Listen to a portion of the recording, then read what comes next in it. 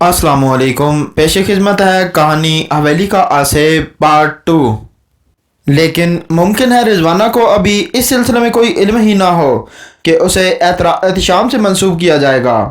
ये तो उसकी फितरत की पाकीज़गी थी कि किसी ताल्लुक़ से पहले वो इसकी जाने मुतवज्जा ना हो।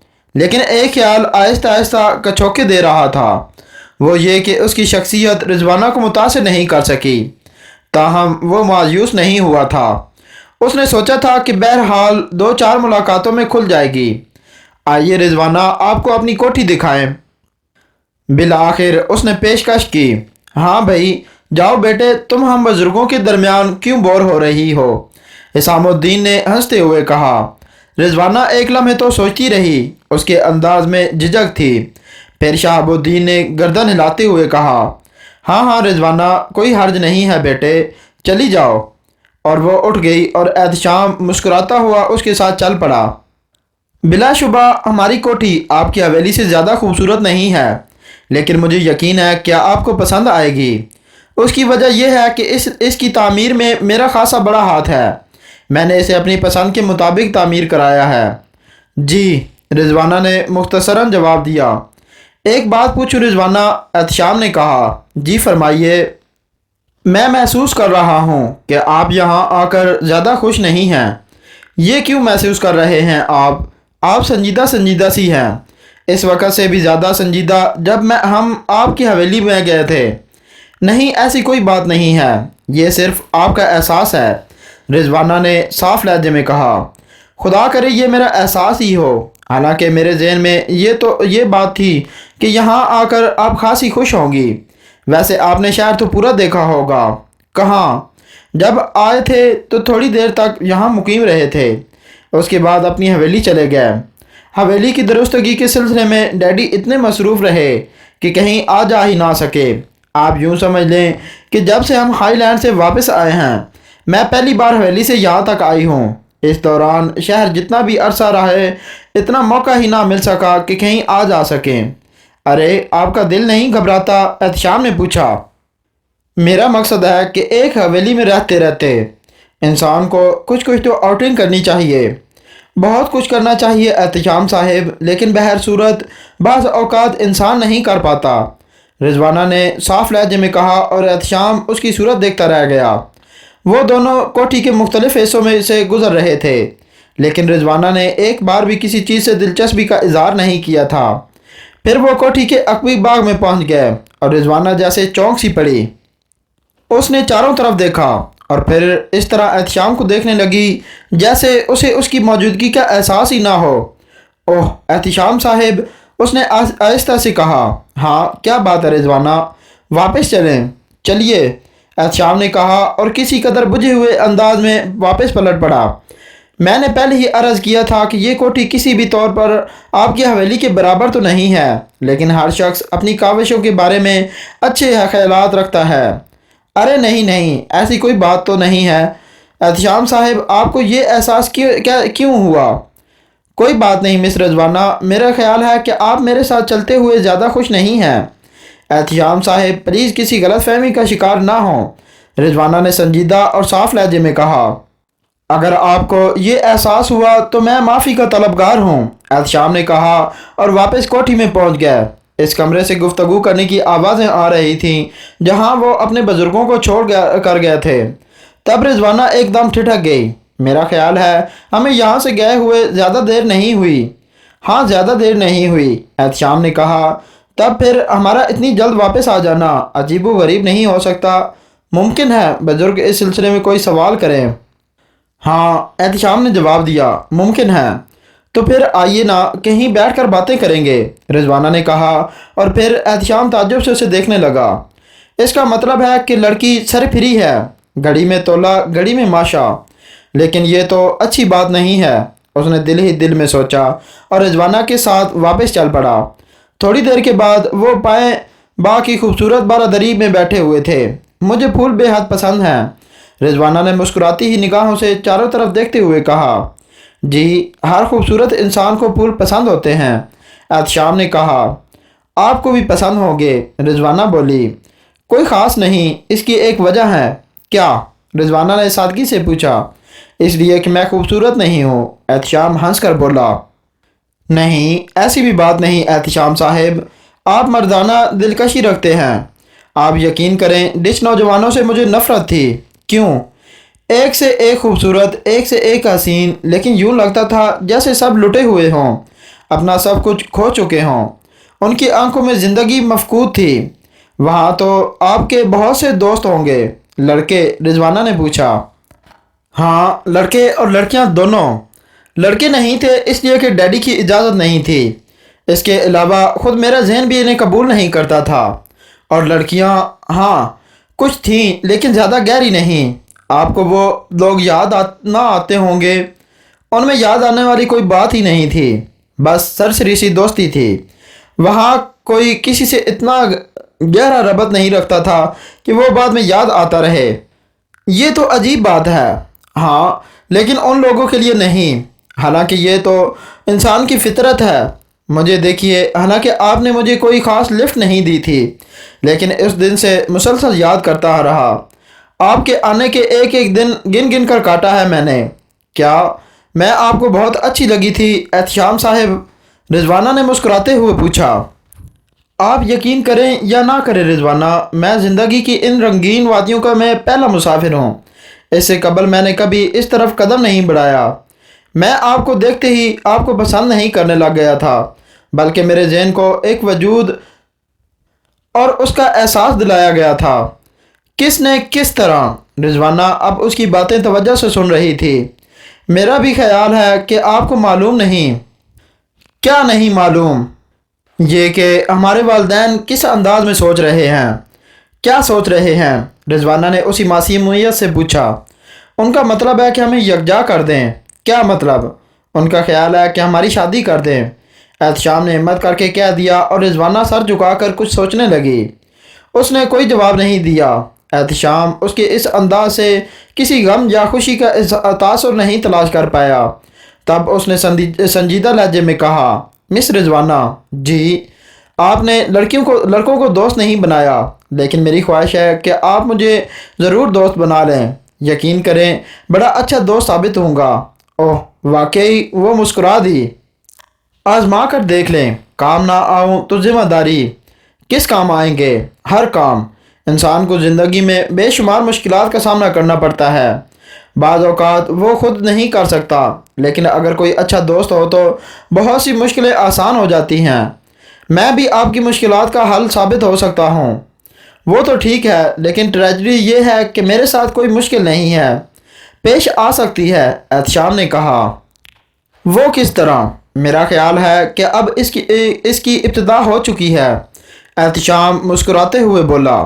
سچ؟ میں نہیں سمجھی احتشام صاحب۔ اب اس شادی کا معاملہ ہی لے لیں، ہمارے والدین کی سوچ ہے، لیکن ضروری تو نہیں ہے کہ یہ شادی آپ کے لیے بھی پسندیدہ ہو۔ اب اگر آپ ایک نیک طبع خاتون ہیں تو اپنا ماضی و ضمیر کس طرح کہہ سکتی ہیں؟ یہاں میں آپ کے کام آ سکتا ہوں۔ مثلاً کیسے؟ رضوانہ نے پوچھا۔ میں آپ کی مدد کروں گا اور خود اس شادی سے انکار کر دوں گا، اس لیے کہ میں مرد ہوں، آپ پر کوئی آنچ نہیں آئے گی۔ تو آپ اس شادی سے انکار کرنا چاہتے ہیں؟ میری بات چھوڑیں، آپ فرمائیں۔ ہمارے والدین جو کچھ کرتے ہیں ہمارے لیے بہتر ہوتا ہے، اس میں ہمارے انکار کا کیا سوال ہے؟ میں نہیں مانتا مس رضوانہ، شادی ایک مجبوری نہیں ہے۔ انسان چند ساعت کی مجبوریوں کے سے تو نمٹ لیتا ہے، اس امید پر کہ اس کے بعد یہ سلسلہ ختم ہو جائے گا، لیکن شادی اگر مجبوری بن جائے تو ساری زندگی گھٹن کے علاوہ کچھ نہیں ملتا، اور یہ گھٹن میرا خیال ہے نہ آپ کے لیے بہتر ہوگی نہ میرے لیے۔ مگر احتشام صاحب، آپ نے یہ کیسے سوچ لیا کہ آپ سے شادی کر کے میں گھٹن کے شکار ہو جاؤں گی؟ یہ احساس کیوں پیدا ہوا آپ کے دل میں؟ اس لیے مس رضوانہ کہ جب میں نے آپ سے شادی کا تذکرہ کیا تو آپ کے چہرے پر مسرت یا پسندیدگی کی کوئی لہر نمودار نہیں ہوئی۔ اس سے میں نے یہ اندازہ لگایا کہ آپ ذہنی طور پر میرا قرب قبول نہیں کرتی۔ ارے واہ، یہ اندازہ تو آپ نے غلط لگایا، ایسی بھی کوئی بات نہیں ہے، رضوانہ نے کہا۔ مس رضوانہ، میرا خیال ہے آپ سنجیدہ مسئلے پر پوری توجہ اور ہمت سے کام کریں گے۔ ذرا سی بے ہمتی ہم دونوں کے لیے ساری زندگی کا دکھ بن جائے گی۔ احتشام صاحب، آپ اگر اس بات کو ناپسند کرتے ہیں تو آپ اپنے طور پر جو چاہیں سو کریں، لیکن میرے اوپر یہ الزام مناسب نہیں ہے۔ باخدا میں نے کوئی الزام نہیں لگایا، جو میری کیفیات تھیں صرف ان کا اظہار کیا ہے۔ نہیں، آپ نے میری کیفیات کا ہی غلط تجزیہ کیا، رضوانہ نے سنجیدگی سے کہا۔ گویا آپ کو اس شادی سے خوشی ہوگی۔ میں نے کہا نا، مجھے ہر اس بات سے خوشی ہوگی جو میرے والدین میرے لیے سوچیں گے۔ جی، احتشام صاحب نے سنجیدگی سے کہا۔ وہ اندازہ نہیں لگا پا رہا تھا کہ رضوانہ کا اس اپنا خیال کیا ہے۔ تب اس نے ایک بار پھر کوشش کی اور کہا، لیکن میں آپ کے خیالات جاننا چاہتا ہوں۔ میرا کوئی خیال میرا اپنا نہیں ہے احتشام صاحب، میں نے کہا نا، جو میرے والدین پسند کریں گے۔ اور احتشام خاموش ہو گیا۔ پھر شام ہو گئی۔ پورا دن مختلف تفریحات میں گزرا تھا۔ شام کے کھانے کے بعد دیر تک گفتگو ہوتی رہی اور پھر ان لوگوں کو نیند آنے لگی اور سب اپنے اپنے کمروں میں جانے لگے۔ رضوانہ نے اپنے لیے ایک الگ کمرہ طلب کیا تھا اور اس کی اس خواہش کی تکمیل بھی کر دی گئی۔ حالانکہ احسام الدین کا خیال تھا کہ وہ دوسروں کے ساتھ ہی سوئے، کیونکہ نئی جگہ ہے، اجنبی ہے اور اسے کسی قسم کا خوف محسوس نہ ہو۔ لیکن رضوانہ نے ہنس کر کہا تھا کہ وہ ڈرنا نہیں جانتی۔ رات کا شاید پچھلا پہر تھا۔ احتشام کو نیند نہیں آ رہی تھی۔ وہ مسلسل رضوانہ کے بارے میں ہی سوچ رہا تھا۔ رضوانہ سے ہونے والی گفتگو نے اسے عجیب سی الجھن کا شکار کر دیا تھا۔ رضوانہ نے اس سے ناپسندیدگی کا اظہار نہیں کیا تھا، لیکن اس کی آنکھوں میں احتشام کے لیے وہ تاثر بھی نہیں تھا جو اس احساس سے بیدار ہو جاتا ہے کہ یہ شخص اس کا شریک زندگی ہے۔ احتشام کا شمار اچھے نوجوانوں میں ہوتا تھا۔ اس کی زندگی میں ایسا کوئی اسکینڈل بھی نہیں تھا جس سے اس کی ذات داغدار ہوتی، اور اس کی ذہن میں صرف ایک خیال تھا کہ محبت دے گا اسے جو اس کی زندگی کی ساتھی ہوگی، ایسی محبت جو بھرپور ہوگی۔ اپنی محبت کی ساری تشنگی وہ اپنی شریک زندگی کے ساتھ مٹانا چاہتا تھا، اور اس لیے آج تک اس نے کسی کو اپنا مطیع نظر نہیں کیا تھا۔ لیکن جو شخص اس کے ساتھ اسے نتھی کیا جا رہا تھا، وہ شخصیت اس کے لیے اپنی ذات میں کوئی خاص جذبہ نہیں رکھتی تھی۔ یوں لگتا تھا جیسے وہ صرف ایک لڑکی ہو، سپاٹ سی۔ اور کیا یہ سپاٹ لڑکی ایک اچھی بیوی بن سکتی تھی؟ وہ سوچ رہا تھا۔ یہ گھٹن اتنی شدید ہوئی کہ وہ پائیں باغ کی کھڑکی کھول کر اس میں آن کھڑا ہوا۔ تب چاندنی رات میں اس نے ایک سایہ دیکھا جو ایک درخت کے نیچے اداس افسردہ بیٹھا ہوا تھا۔ وہ چونک پڑا۔ تب اس نے چاروں طرف دیکھا۔ دور دور تک کسی اور وجود کا احساس نہیں تھا۔ وہ بغور اس سائے کو دیکھنے لگا جو رضوانہ معلوم ہو رہی تھی۔ یہ لڑکی عجیب سی ہے۔ کیا وہ بھی کسی الجھن کا شکار ہے؟ لیکن یہ یہاں کیوں آ گئی؟ لیکن اس کا اس طرح پائیں باغ میں نکل آنا تو کسی طور پر مناسب نہیں ہے۔ دوسرے لمحے احتشام نے اپنے بدن پر گون ڈالا اور تیزی سے نیچے اتر آیا۔ ایک طویل چکر لگا کر وہ پائیں باغ میں پہنچ گیا تھا۔ رضوانہ دونوں ہاتھوں پر تھوڑی رکھے استفراغ کے عالم میں تھی۔